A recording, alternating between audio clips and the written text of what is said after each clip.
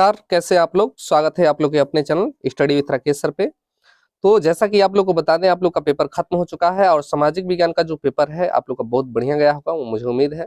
यदि आप जो भी हम वीडियो अपलोड किए थे उसको यदि आप देखे होंगे, वो मानचित्र वाला वीडियो हो या बहुविकल्पी वाला वीडियो हो, तो उसमें से जितने क्वेश्चन मैं बताया था एकदम सेम टू सेम जो क्वेश्चन है आपके पेपर में बना था। यदि आप देख कर गए होंगे तो मुझको उम्मीद है कि आप सब क्वेश्चन आसानी से और सही सही हल करके आए होंगे। जैसे कि यदि आप अपने पेपर का सॉल्यूशन देख लिए होंगे तो बहुत अच्छी बात है। मैं 100% जो सही है, जो सही उत्तर है, आपको ये उत्तर हल कराने जा रहा हूँ। आज की इस वीडियो में हम लोग कक्षा 10 का जो सामाजिक विज्ञान का पेपर है, जिसका कोड है 825 EY, उसको हल करने वाले हैं।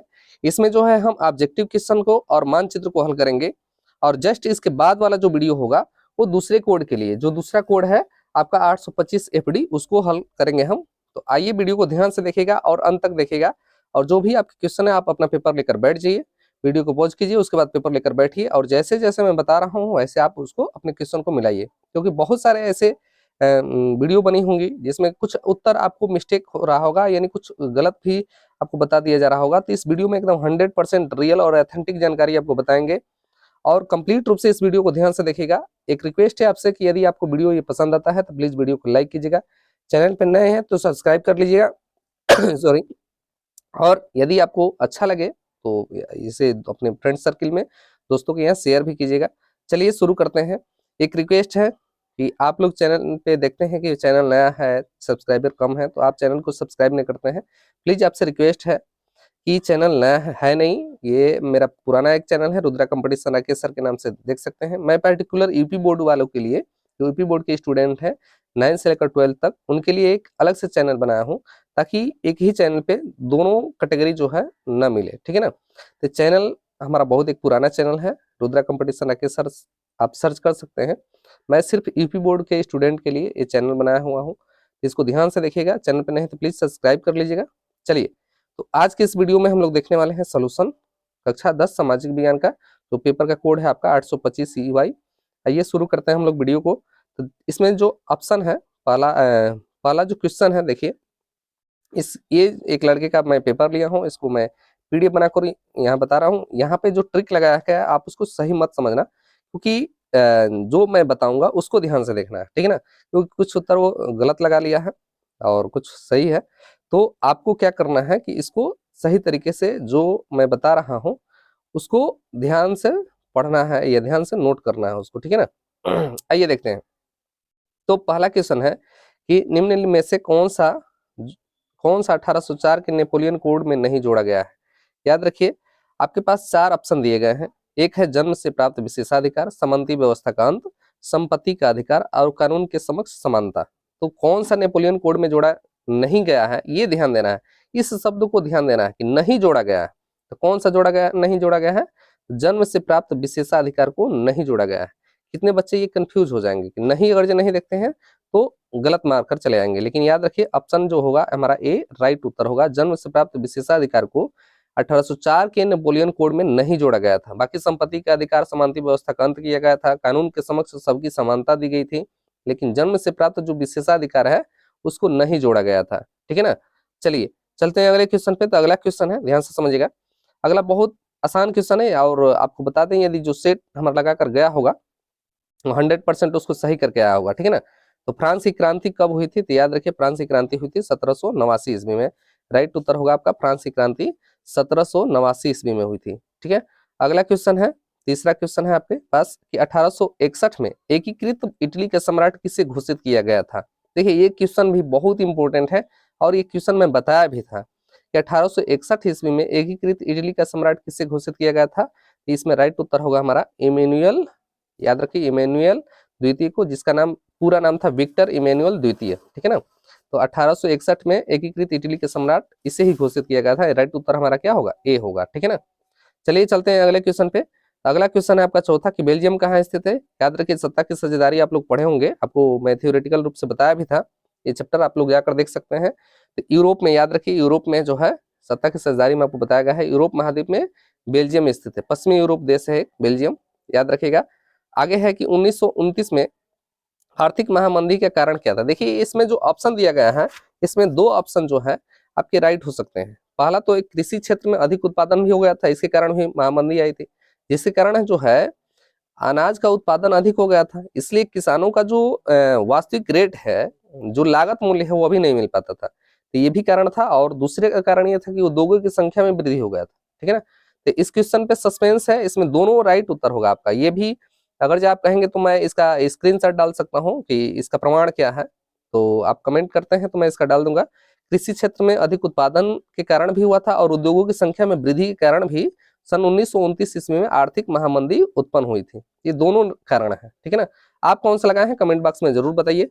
आइए चलते हैं अगले क्वेश्चन पे। तो अगला क्वेश्चन है कि अफ्रीका में रिंडर पेस्ट क्या था? याद रखिए, रीडर पेस्ट जो था एक बीमारी थी। याद रखिए, अफ्रीका में जो आई थी वो रीडर पेस्ट एक बीमारी थी।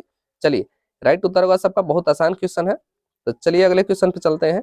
अगला क्वेश्चन है, आप लोग को मालूम है कि संविधान की 7वीं अनुसूची में सूचियों का वर्णन है, जिसमें 3 प्रकार की सूची आपको बताया गया होगा: संघ सूची, राज्य सूची और समवर्ती सूची। ठीक है ना? इसमें क्या कह रहा है कि कौन सा राज्य सूची का विषय है? आपके पास 4 विकल्प दिए गए हैं: मुद्रा, विदेशी कार्य, बैंकिंग और व्यापार। याद रखिए, मुद्रा पर संघ का अधिकार होता है। आप लोग को मालूम है, मुद्रा में जो भी चीजें परिवर्तन करना है, नोटों का छपाई करना है, तो सब कुछ आपका संघ सूची का विषय है। विदेशी कार्य भी संघ सूची का विषय है, बैंकिंग भी संघ सूची का विषय है, लेकिन जो व्यापार है वो संघ सूची का विषय नहीं है, ये राज्य सूची का विषय है। ठीक है ना? चलिए आगे चलते हैं कि निम्नलिखित में से संघात्मक शासन कहाँ नहीं है? याद रखिए, संघात्मक शासन कहाँ नहीं है ये पूछ रहा है। याद रखिए, श्रीलंका में जो है संघात्मक शासन नहीं है, यहाँ पर एकात्मक शासन। श्रीलंका में कौन सा शासन है? एकात्मक शासन है, संघात्मक शासन वहां पे नहीं है। ठीक है ना? अगला क्वेश्चन है हम लोग का कि निम्नलिखित में से किसका संबंध लोकतंत्र से नहीं है? स्वतंत्र एवं निष्पक्ष निर्वाचन, ये लोकतंत्र में होता है। उत्तरदायी शासन, जो सरकार होती है वो जनता के प्रति उत्तरदायी होती है। कानून के समक्ष समानता, ये भी सही है आपका।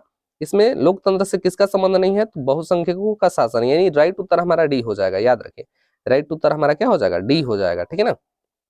उसके बाद है अगला क्वेश्चन, कह रहा है कि निम्नलिखित में से कौन सा संघात्मक शासन की विशेषता नहीं है? याद रखिए, शक्तियों का वितरण, शक्तियों का बंटवारा होता है। संघ के पास भी शक्ति होती है, राज्य के पास भी शक्ति होती है। शक्तियों का केंद्रीकरण, याद रखिए, शक्तियों का केंद्रीकरण नहीं होता, शक्तियों का विकेंद्रीकरण होता है। ये याद रखिए, विशेषता नहीं है। राइट उत्तर हमारा क्या हो जाएगा? बी हो जाएगा। शक्तियों का केंद्रीकरण नहीं होता है, बाकी सब कुछ संघात्मक शासन की विशेषता होती है। ठीक है ना? शक्तियों का वितरण, सर्वोच्च न्यायपालिका, कठोर संविधान, लेकिन शक्तियों का केंद्रीकरण ये हमारे लोकतंत्र की, संघात्मक शासन की विशेषता नहीं होता है। राइट उत्तर हमारा बी हो जाएगा। ठीक है ना? चलिए चलते हैं अगले क्वेश्चन पे। तो अगला क्वेश्चन है बहुत इंपॉर्टेंट और बहुत ही आसान क्वेश्चन, मुझको उम्मीद है आप लोग हल करके आए होंगे इसे।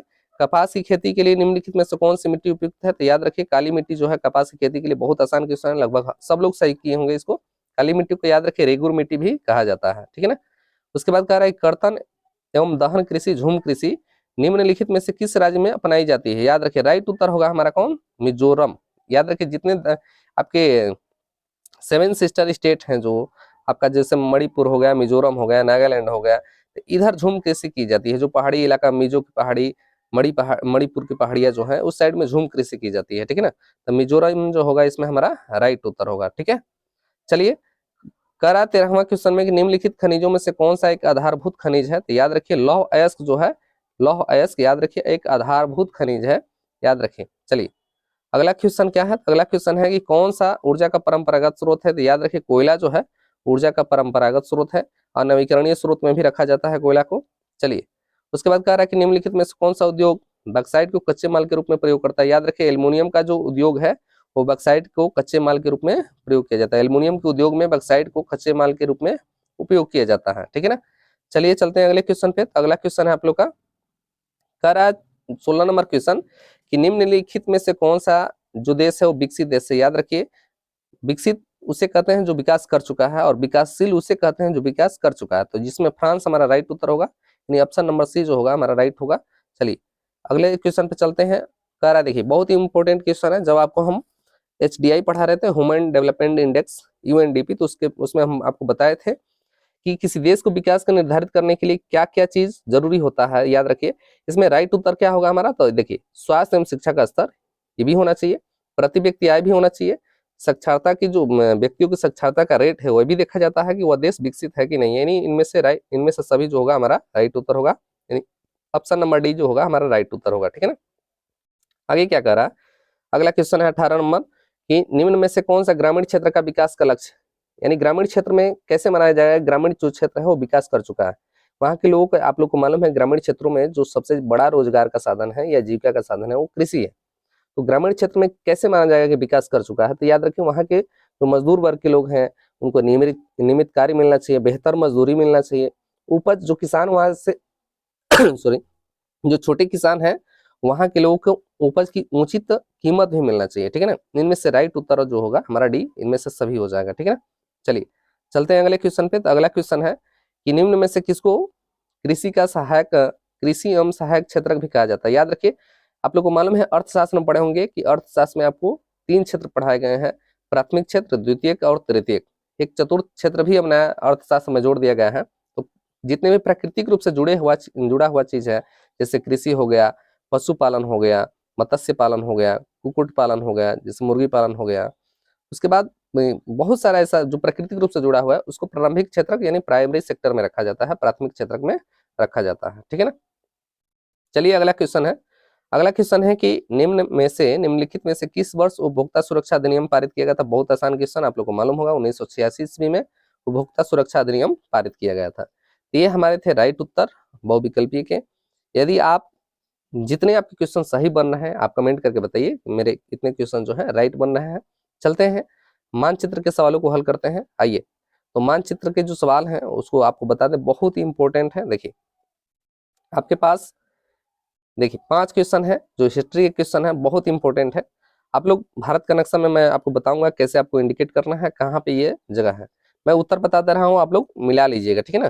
चलिए, कह रहा है कि वह स्थान जहाँ 1927 ईस्वी में भारतीय राष्ट्रीय कांग्रेस का अधिवेशन हुआ था। तो याद रखिए 1927 ईस्वी में भारतीय राष्ट्रीय कांग्रेस का अधिवेशन हुआ था मद्रास, याद रखिए मद्रास में। यदि मद्रास आप लगाए हैं याद रखिए तो आपका उत्तर सही हो जाएगा।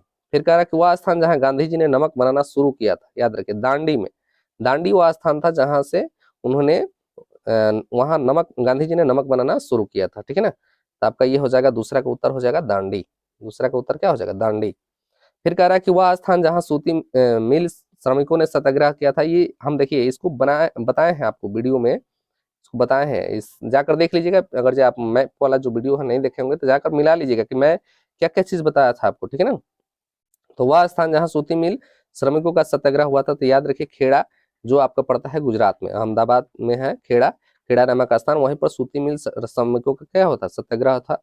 वह स्थान जहाँ जलियांवाला बाग हत्याकांड हुआ था, ये भी मैं क्वेश्चन बताया था, याद रखिए सन 1919 ईस्वी में पंजाब के अमृतसर में आपका जलियांवाला बाग हत्याकांड हुआ था। फिर कह रहा कि वह स्थान जहाँ 1920 में असहयोग आंदोलन का उद्घोष किया गया था, याद रखिए सन 1920 में असहयोग आंदोलन का उद्घोष किया गया था, यानी कहाँ पे उसकी घोषणा किया गया था, तो याद रखिए 1920 में हुआ था कलकत्ता में अधिवेशन, और वहीं पर असहयोग आंदोलन को के प्रस्ताव को पारित किया गया था। याद रखिए कलकत्ता लगाना है 1920 में, वह स्थान जहां 1920 में असहयोग आंदोलन का उद्घोष हुआ था। तो हमारा राइट उत्तर होगा कलकत्ता, सन 1920 में कांग्रेस का अधिवेशन वहीं हुआ था, ठीक है ना। चलिए आगे जो है अगला क्वेश्चन आपका ज्योग्राफी का है, मानचित्र से संबंधित। आइए, आप लोग को मालूम है यहाँ पे देखिए आपके सामने 5 क्वेश्चन दिखाए गए हैं जो ज्योग्राफी से संबंधित है। राजस्थान की राजधानी याद रखो, इसको सी से इंडिकेट करना है। राजस्थान की राजधानी कहाँ है, जयपुर, जयपुर को यहाँ सी से इंडिकेट करना है। महानदी पर निर्मित बांध, याद रखें महानदी किस क्षेत्र में प्रवाहित होती है, उड़ीसा वाले क्षेत्र में होती है। महानदी पर निर्मित बांध क्या है, हीराकुंड बांध, ठीक है ना। उत्तर भारत की एक प्रमुख नदी, आपको मालूम है वो जो गंगा नदी है उत्तर भारत की प्रमुख नदी है, तो गंगा नदी को इंडिकेट करना है कि उत्तराखंड से निकलती है, और कैसे आपका उत्तर प्रदेश और बिहार होते हुए सीधे पश्चिम बंगाल जाते हुए आपका बंगाल की खाड़ी में गिर जाती है। तो इसको दर्शाना है, मार्ग के द्वारा दर्शाना है नक्शे में, ठीक है ना। भारत में किसी एक परमाणु ऊर्जा केंद्र को चिन्हित करना है, इस मार्ग के द्वारा चिन्हित करना है। तो भारत में एक परमाणु, आप लोग को मालूम है कि भारत में कुल कितने परमाणु ऊर्जा केंद्र है, 7 है। 7 में से आपका एक उत्तर प्रदेश में पड़ता है, बुलंदशहर में नरौरा नामक स्थान पर एक नरौरा परमाणु विद्युत ऊर्जा केंद्र है। तो याद रखिए आप नरौरा को भी इंडिकेट कर सकते हैं। तो 7 टोटल केंद्र है, किसी एक को इंडिकेट करना है, भारत के किसी एक परमाणु ऊर्जा केंद्र को, तो नरौरा आप इंडिकेट कर सकते हैं, जो उत्तर प्रदेश में पड़ता है, बुलंदशहर में, पश्चिमी उत्तर प्रदेश में ये पड़ता है, ठीक है ना। फिर कह रहा है कि दक्षिण भारत में कहवा उत्पादक कोई एक राज्य बताना है। याद रखो सबसे ज्यादा जो है कहवा का यानी कॉफी का उत्पादन कर्नाटक में होता है, सबसे ज्यादा कर्नाटक में, उसके बाद तमिलनाडु में, उसके बाद केरल में, ठीक है ना। तो सबसे अधिक जो कहवा का उत्पादन है, कॉफी का उत्पादन है, वो आपका होता है कर्नाटक में, ठीक है ना। तो ये मैप था, मैप में आपको बताए थे। देखिए जैसे हमारा था परमाणु ऊर्जा केंद्र, तो यहाँ पर लिखेंगे आपको परमाणु ऊर्जा केंद्र, यहाँ पे बुलंदशहर में है नरौरा परमाणु ऊर्जा केंद्र। आपका कलकत्ता में क्या हुआ था, तो याद रखिए कलकत्ता में हुआ था आपका 1920 ईस्वी में, वहां पे उद्घोष किया गया था। आपको यहाँ पे बताना है कि यही खेड़ा सत्याग्रह हुआ था। और दांडी में याद रखिए, दांडी में आपका नमक कानून जो है तोड़ा गया था, नमक, गांधी जी ने नमक बनाना वहीं शुरू किया था। उसके बाद मद्रास में याद रखिए, मद्रास में जो है तमिलनाडु यहाँ पे पड़ता है आपका, मद्रास में महात्मा गांधी ने सॉरी ये 1927 का भारतीय राष्ट्रीय कांग्रेस का अधिवेशन हुआ था, ठीक है ना। तो ये था राइट उत्तर, आपके जो कोड था आपका पेपर का 825 EY। तो बहुत ही ये जो बेहतरीन पेपर भी था, बहुत इजी पेपर था, और मुझको उम्मीद है आप लोग अच्छा से हल करके आए होंगे। आपका जितना स्कोर बनता है कमेंट बॉक्स में आप जरूर बताइए, उम्मीद रहेगा। यदि आपको ये वीडियो पसंद आता है तो प्लीज वीडियो को लाइक कीजिएगा, चैनल पर नए हैं तो सब्सक्राइब कर लीजिएगा। मिलते हैं अगले वीडियो में, तब तक देखते रहिएगा आप लोग का अपना channel study with Rakesh sir.